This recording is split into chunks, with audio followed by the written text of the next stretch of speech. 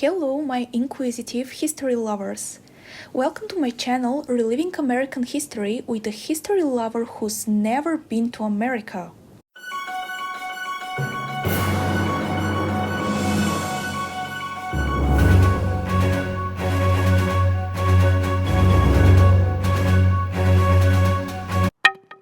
Toni Stone was once the special child of the Rondo neighborhood in St. Paul, Minnesota. Born the third daughter of Boykin and Willa Stone, a respectable black pair who owned a barber shop that catered exclusively to whites, Marcenia Lyle Stone was anything but the child her parents wanted her to be. She did bad at school, got into fights, and was about as feminine as a bear. No one but her parents called her Marcenia Lyle. To everyone else in the neighborhood, she was Tomboy Stone, the best athlete around and the girl who was laughed at for not being girly. Her short attention span and her inability to keep still caused problems in the classroom. The teachers labeled her special, a word that, as she realized, was an euphemism for intellectually slow and made her feel patronized. "I was in a category of my own," Toni remembered sarcastically. Their daughter fell in love with baseball. "It was like a drug," Stone said. "Whenever summer would come around and the bats would start popping, I'd go crazy." Her parents could not understand her obsession. They thought it was sinful for a girl to be involved in an exclusively boys' sport. To discourage her, her mother even sent a letter to teachers at school, informing them that her daughter's health might suffer if she played sports. The Stones also appealed to Father Keefe to dissuade Tomboy from playing baseball with neighborhood boys. But she could not and would not give up the historically black congregation, and he had gained the community's respect for his commitment to race relations. Fortunately, he came up with a plan for handling the girl's unconventional dreams while respecting her parents' concerns. He did not believe Tomboy could be talked out of playing baseball. He had seen her play and knew she was a gifted athlete. He also believed sports might actually help the combative girl more than hurt her. If she was proud of her achievements on the diamond and gained some respect in the community, perhaps she wouldn't get into so many fights, reasoned he. That's why he decided to channel Tomboy's ability into a Catholic activity. He spoke to the Stones and suggested their daughter try the Catholic Boys' League, assuring them that he would look out for her. Boykin and Willa relented. The Stones' neighbor, Melvin, thought there was another reason the thoughtful priest wanted Tomboy involved with the parish baseball team. "She had the most talent," Melvin said. Folks in the neighborhood didn't seem to mind that Tomboy Stone was a weird girl playing baseball on a boys' team, as long as she helped St. Peter Clever win the game. It was settled. Tomboy got her chance and played outfield and infield. For such an unrefined and misunderstood girl as Tomboy, Father Keefe's help with playing baseball was more than welcome. Not only did she finally receive neighborhood recognition for the victories she brought the team, but she also attracted citywide attention as the one of St. Paul's outstanding girl athletes. Although her parents had yet to watch her play and still wished she would focus on her schoolwork more, Boykin and Willa were grateful to see their daughter's confidence grow. They even were willing to admit that Father Keefe's decision had been right. In playing baseball, Tomboy had crossed a line, but it wasn't seen that she was embracing by playing a male sport as they had feared. It was salvation. Catholic baseball affected Tomboy positively. She attended school regularly and read more, although not necessarily school textbooks. History classes disappointed her the most. She sensed that a significant part of history was missing from the books her teachers asked her to read. According to those books, women always led subservient lives, and black people were all cotton pickers. Hungry for inspiration, Tomboy rummaged the local library for stories about athletes who made names for themselves. When she found books that inspired her, like biographies of Babe Ruth, she read them 2 or even 3 times. The absence of women athletes troubled her. It seemed to underscore the opinion that a girl playing ball was a disgrace. Yet Tomboy kept reading and dreaming. When the Catholic team's coaches ignored her, always pulling the boys aside to teach them the finer points of play, she did not grumble. She continued to devour books that helped her improve her athletic skills and learn game strategy. "I got a rule book and studied it," she remembered. "I knew it more than the boys."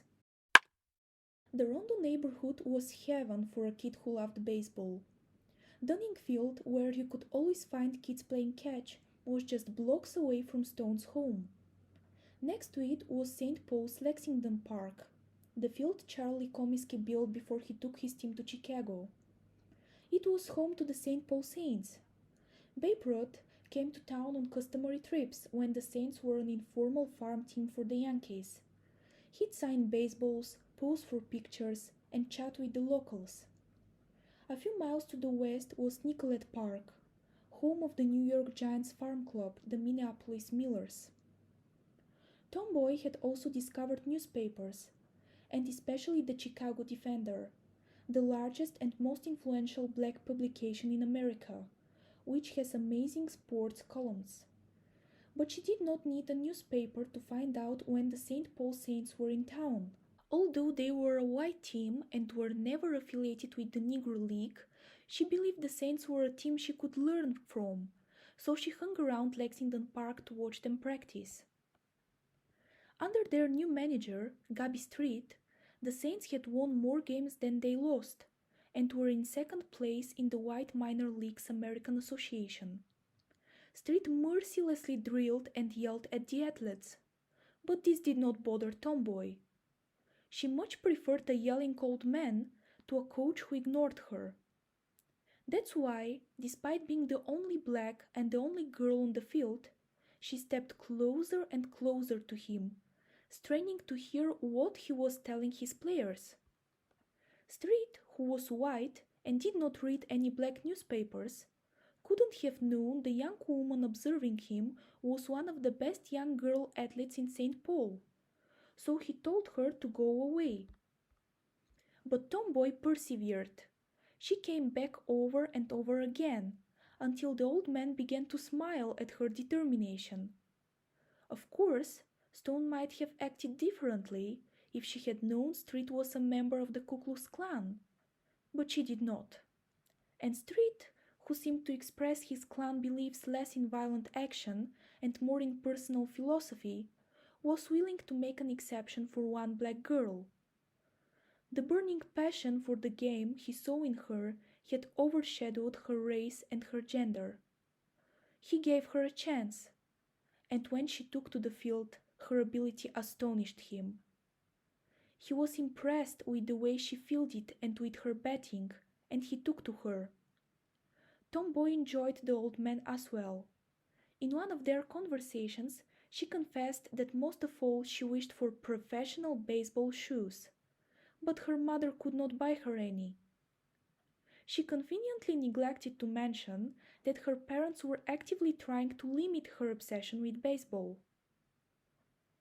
"I haven't anything to do with the color line that keeps your people out of baseball," Stone remembered Street telling her, "and I haven't got anything with the other unwritten law that keeps women out of the game. But if I did..." Several days later, on July 17, Tomboy celebrated her 15th birthday. The former World Series manager gave her her first professional baseball shoes. By July of the following year, Gabby Street had resigned his position with the Saints and left St. Paul for good. But for Tomboy, the shoes he gave her meant much more than desired equipment. They were a miracle, a gift of validation, a stranger's belief that one day she, a black girl, might go forward in an exclusively male sport. When Street's baseball camp ended with the summer, Tomboy Stone carefully placed the shoes in their original box. Now she felt her career in professional baseball was just beginning. Emboldened by Gabby Street's interest in herself, Tomboy approached her mother with a new unconventional idea. She wanted to start traveling with a barnstorming baseball team of black men on weekends.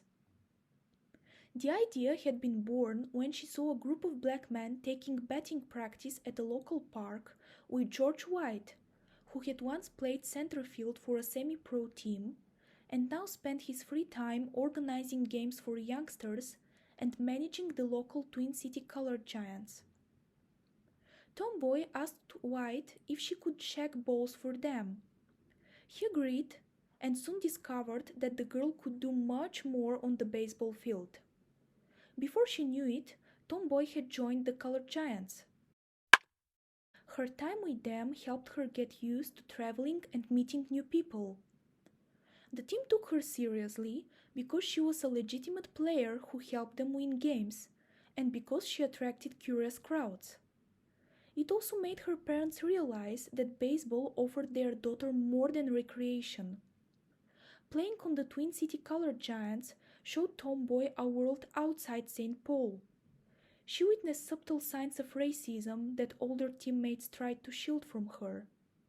She noticed their whispers about which restaurants would serve black people, and the fact that opposing white players, seemingly friendly during the game, would turn their backs on them once the game was over.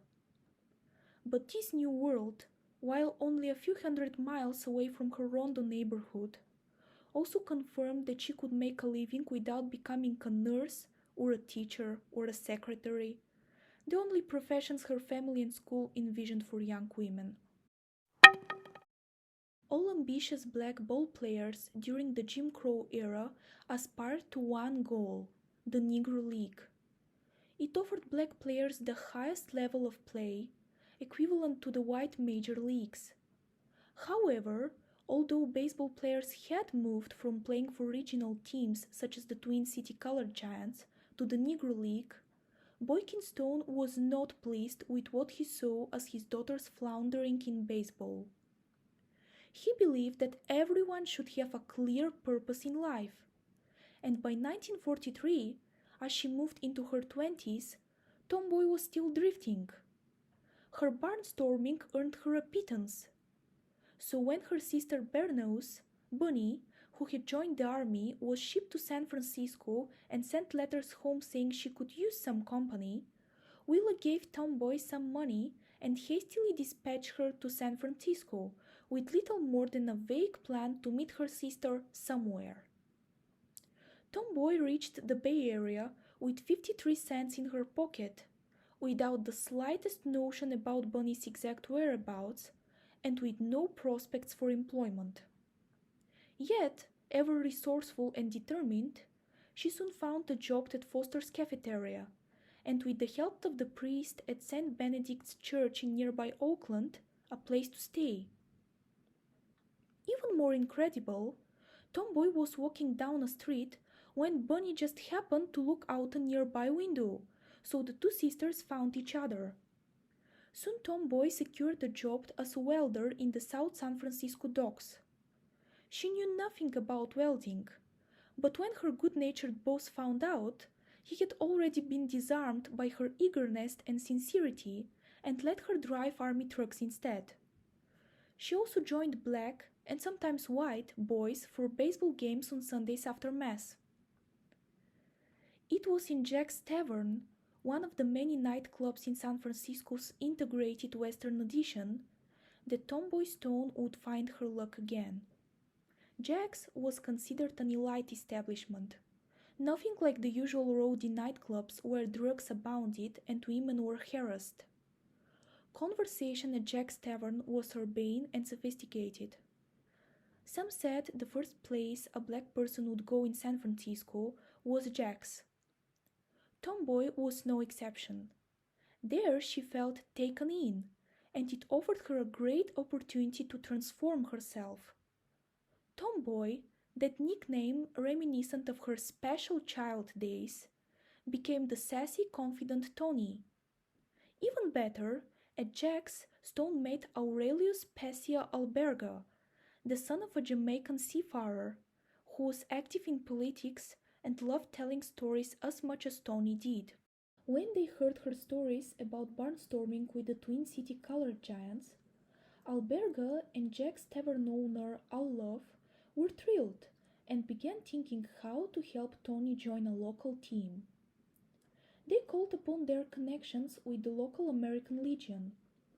In the army, Alberga had been responsible for recreation, organizing his regiment's boxing matches, cross-country runs, and baseball games.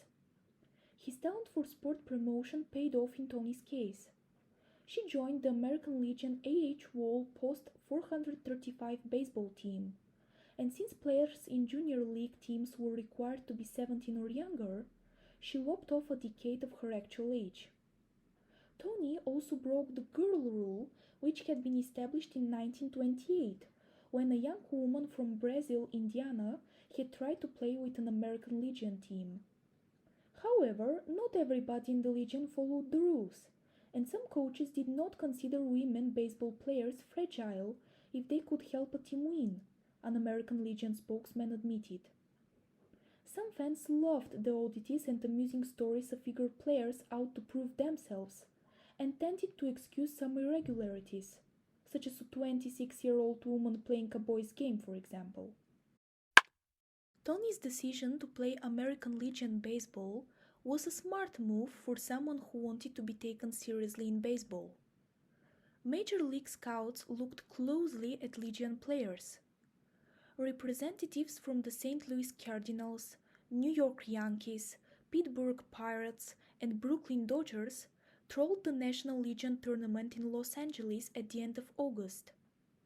Playing Legion ball brought Toni to the attention of area teams, and she joined a local semi-pro team in the Peninsula Baseball League, becoming the only young woman to play Bay Area baseball with men. Always looking for opportunities to make baseball more than a pastime for herself, Stone talked with the manager of her Legion team, another man she had won over with her determination, and he encouraged her to consider the possibility of West Coast professional baseball. This was a far-fetched proposition, but Toni liked it.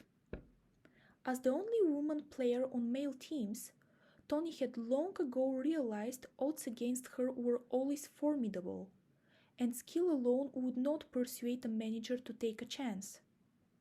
So instead of telling Harold Yellowstone Morris, who had won fame as a pitcher for the Negro League's Kansas City Monarchs, the Chicago American Giants, and the Detroit Stars, and now owned the San Francisco Sea Lions, that she was a skillful player, she told him a woman on a team could bring in crowds. The time was right for daring moves. During the 1948 season, John Ritchie, a catcher with the Negro League's Chicago American Giants, finally broke the color line and signed with the San Diego Padres, and a rumor circulated that Luke Easter of the Homestead Grays might be next. "And I was a daredevil," Toni said. In fact, she needed to mention only one name to make her case with Yellow Horse, Jackie Robinson. On April 15, 1947, Jack Roosevelt Robinson broke the color barrier in baseball's major leagues when he trotted out to first base at Ebbets Field in Brooklyn, New York. Toni followed Robinson's every move in the pages of her beloved Chicago Defender. She knew Robinson was the only black man among 399 players in the major leagues. And as a woman in a men's game, some of the prejudice he had experienced was familiar to her. She had heard classmates call her crazy for playing baseball. Now she received occasional rebuffs from teammates when her play outmatched theirs. Like Robinson, she felt what it was like to be the odd one out, to be excluded from the game's camaraderie, to be regarded as a barely tolerable experiment. When Brooklyn Dodger general manager Branch Rickey told Robinson that he wanted a ball player with guts enough not to fight back. Toni knew what he meant. Just like Jackie, she took the jeers because she wanted to play. Yellow Horse hired Stone, and by the spring of 1949, she was headed to Missouri, Arkansas, and Texas as the female second baseman for the Sea Lions. One reporter covering a game in Maryville, Missouri, was so impressed with her tenacity that he remembered her for years. "Let me tell you," he wrote, "she'll make your eyes pop out with the way she handles herself." Gentry Jackson, the Sea Lions shortstop, argued that Toni was more than a curiosity. "A lot of people were looking at her as a woman ball player, but when she was on the field, the ball was hit at her as sharp as it was hit to me, and she would pick it up and throw it. She wasn't just a lady in uniform."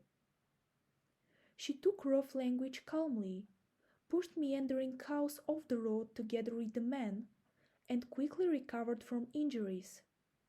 She also brought in good crowds at stadiums. While she earned less than $200 a month, the money was secondary to doing what she loved. It was the tension between her and her teammate John Scroggins, who felt she had humiliated him when she outplayed him at a trash-talking game, and the realization that she was paid less than the man that compelled Toni to leave the Sea Lions and join the Creoles, whose owner, Alan Page, offered her a better deal. Her new team was playing mainly in the Jim Crow South, so she had not only to adjust to new teammates, but also to steel herself against daily humiliations. During a game in Florence, Alabama, an old white man, who practically owned the town, was sitting near her and the players' bench. "Come on, nigger gal, hit that ball!" he yelled, thinking he was offering encouragement. After the game, the man's mortified son searched for Toni to apologize. She listened and accepted his apology, but lied about being within earshot of the insult. "I told him I didn't hear the remark," Toni said. Lying to herself served as an anesthetic against pain. Toni Stone had a good season with the Creoles, and the press, if not scouts and club managers, was beginning to take note. She made new friends among her teammates, and they helped her dissect the game. She was batting nearly .300 and displayed a technique on second that rivals many of the males. When Boykin Stone opened the Chicago Defender in St. Paul, he was astonished to see his daughter's photograph on a 3-column headline. "New Orleans Lady Second Sacker is sensation of Southern League." It came as a great surprise to Boykin and Willa that Tomboy Stone, the family's special child, had received national recognition. Toni Stone also kept the fib going about her age. The Chicago Defender unknowingly confirmed the myth that Toni was born in 1931, not 1921. Readers thought she was 18 years old, which was beneficial for her. Younger players were the ones making moves. Almost 30, Toni knew she had a limited amount of time for advancing in baseball, and she found herself at a crossroads about her future. Should she keep barnstorming with the Creoles, or should she quit baseball for good? Eventually, she did neither. Instead, she decided to redouble her efforts and aim for the major leagues. The decision sparked personal results. Neither the fact that she was a 29-year-old woman nor injuries daunted her. When, during a Midwestern tour, an injury sent her to a local charity hospital, she barely waited to be patched up before riding back to the ballpark on a policeman's horse. One night in Iowa, third baseman Ralph Big Cat Johnson grabbed a hotline drive and fired it to Toni for the start of a double play. The lights on the field were dim, and gloves were not made well back then, Johnson remembered. So when Toni caught the ball, it tore through her glove and knocked her out cold. "They poured water on that girl," Johnson said, "and she jumped up, yelling, 'Let's go, let's go!' No one had seen anything like it." Stone was an inspiration, especially for women who now asked to shake her hands before and after games. But no recognition meant more to Toni Stone than that of her childhood idol Joe Louis, whom she called the champion's champion. During a July game in Iowa, the legendary prizefighter strolled over to the Creole's dugout to congratulate her. Meeting him showed Toni that her goal, as foolish and improbable it might have seemed, was not beyond her reach. Becoming the first woman to play professional baseball was an almost ridiculous thought, but Stone knew she had to play. Toni put her dreams on hold in order to get married. It came as a shock to everyone, from her teammates to her family. Dressing as she did in men's trousers, shirts, and shoes, Toni was believed by many to be a lesbian. However, anyone who knew her well would have argued that she rarely had close relationships with women, and even avoided them because she thought all women would look down on her, like her teammates' girlfriends and the stylish girls from Rondo did. In fact, Toni preferred the company of older men. She felt at ease around them. Perhaps that's why she enjoyed Aurelia Specia Alberga so much. She was grateful for their interesting conversations at Jack's Tavern, for his finding her a place on the American Legion, and for his admiration, so she accepted his marriage proposal. "Having a husband gave me respectability," Toni said. She did not expect Alberga not to give her his blessing to continue playing baseball, though. A follower of Booker T. Washington's philosophy of accommodation, he believed that by continuing to force her way further up the ladder of professional baseball, Toni had been too assertive, even militant, in her desire to open doors that whites had not cracked open yet. When he proposed, Alberga had been aware Toni wouldn't be a housekeeper and a child rearer, but he still attempted to rein his wife's ambitions at least a little bit. Toni's response to Alberga's verdict was just as surprising. She agreed to take a year-long break from baseball. She might have considered her marriage the final test of her dedication to baseball, accepting Alberga's proposal to find out whether she could adjust to a conventional life. After the 12 months were over, she got her answer, and it surprised no one. Her passion for the game had not diminished even a bit. Toni Stone's true love was baseball. With the white major and minor leagues off limits, Toni saw one viable option open to her: the Negro League. Born out of passion for the sport and a repudiation of racism, the Negro League had a proud tradition, but it had lost some of its luster since J.K. Robinson integrated the majors and a stream of younger players joined him. At the same time, when Stone was looking for a way to make it into the league, the Indianapolis Clowns, the current Negro League champions, were searching for someone to replace Henry Aaron, a 17-year-old prodigy who had left them after he was scouted by a major league team. As the Creole's Alan Page said, a team needed someone who could hang a glittering star over his locker. Toni Stone seemed like an excellent choice. She accepted the offer of Sid Pollock, who had taken over the Clowns, to play second base for them in the league and would report to spring training in Norfolk, Virginia in early 1953. Her dream was coming true. Alberga undoubtedly had second thoughts about his wife being used as a gate attraction again. "He would have stopped me if he could have," Toni said, "but he couldn't. Nothing could." Eventually, recognizing an opportunity for his wife to achieve national celebrity, Alberga became a supportive spouse and even supervised Toni's daily workouts with the white St. Ignatius Catholic baseball team in Golden Gate Park. You have a lot of wandering athletes in San Francisco, Stone remembered, and it was easy to find pickup games. If clown players resented Toni occupying a position on the team, or were jealous of the spotlight shining on her, they kept their opinions to themselves. As the team began to route through Florida, Georgia, Alabama, Mississippi, and Louisiana, Toni always held her own on the field, increased gate receipts, and kept the salaries from shrinking. She especially enjoyed when fans stayed after the game and asked to meet her or patted her on the back. The personal connection with fans moved her, perhaps because she remembered the ways the Rondo girls once scorned her. "I was so glad they'd touch me," she remembered. As the crowds continued to turn out to see Toni play, though, she began to receive not only praises but also scathing criticism.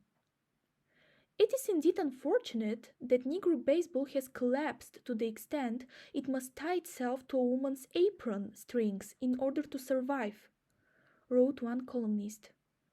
But Toni Stone paid no attention. She asked for no favors.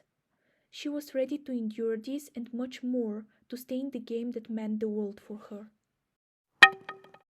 On a daily basis, every member of the Indianapolis Clowns confronted humiliations as blacks living in Jim Crow America. The stories from southern restaurants, for example, were legion. Service refused, contaminated food, smashed plates and cups. Toni struggled with an additional problem: finding comfortable and safe accommodations. Sometimes rooming houses would offer her, but not the men, a place to stay. "I told the proprietors, 'Thank you very much,' and got back on that old bus and went to sleep," she said. Toni believed refusing a room under those conditions was an important show of respect toward her teammates, whom she considered brothers. At times it was the opposite. Seeing a lone woman arrive with a horde of men, hotel proprietors assumed Toni was a prostitute and refused to let her stay, brusquely directing her to the nearest brothel. Her teammates and managers often could not successfully defend her, so Toni discovered the underworld of prostitutes' hospitality. She developed a network of brothels throughout the South, where the sporting girls took care of her, sometimes washing her uniform during the night and leaving it folded for when Toni woke the next morning. After she complained of the discomfort of taking hard throws to the chest, some intentionally, the women sewed padding into her navy blue clown's shirt, hoping the extra padding would keep her safe. "They were good girls," Stone said. She often expressed respect for social outcasts. As confident and driven to play baseball as she appeared to be, Toni was wounded by incivility and humiliation. She heard the jeers. "Why don't you go home and fix your husband some biscuits?" And sometimes she thought about quitting professional baseball. As Sid Pollock announced his decision to hire two other young women, Mamie Johnson and Connie Morgan, both inspired by Stone's example, and lower Toni's salary, she felt betrayed. This, coupled with her concern for her aging husband's health, compelled her to leave the Indianapolis Clowns. Toni joined the Kansas City Monarchs for the 1954 season. This was the beginning of the end of her career. Toni Stone was not getting any younger. What she could do at 17, and at 27 even, was difficult to perform at 33. She had a decidedly bad season, and so did the Monarchs overall. The season closed with increased grumblings and occasional flare-ups on the bus. When the end finally came, though, it occurred in the most mundane of circumstances. Toni had an argument with Monarchs manager Buck O'Neill. The moment staring face to face with Buck froze in Toni's memory for the rest of her life. It was as if everything had changed in a single instant. All she could say later was that something was missing. It was not that she had lost O'Neill's support, as angry as she was with him. In truth, she had lost something much deeper: her joy for the game. Soon Toni turned in her uniform to the Bonnacs bus driver, packed her baseball glove, and put the shoes Gabby Street had given her back in their worn box. "I got tired," she said. "I got so tired." The wave of mounting purposefulness that fueled Rosa Parks and the Little Rock Nine and the Greensboro Four did not embolden Toni Stone. Without baseball, she lost sight of her dream and watched from the sidelines as the Negro League community vanished. She would often retreat to the basement of her house, amid boxes of baseball mementos. It was as if rereading the old Chicago Defender newspaper clippings was the only way Toni could remember who she had been. "Just don't forget who you are," Toni would say to herself, her voice cracking. "Don't forget, Toni, who you are."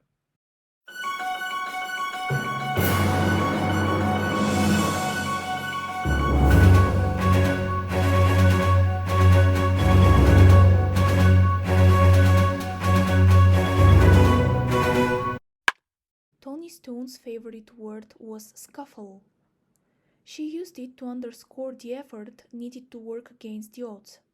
Resolve, persistence, sacrifice.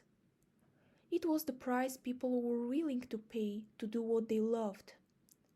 If anyone suggested that playing black baseball was an easy road, she bristled. "They never was in it," she argued. During a time when a black person could be lynched for smiling the wrong way, Toni faced double prejudice as an African American and a woman. But fate had handed Tomboy Stone one imperfect chance to achieve her dream, and she made the most of it. She was a courageous pioneer. Her memory should live on.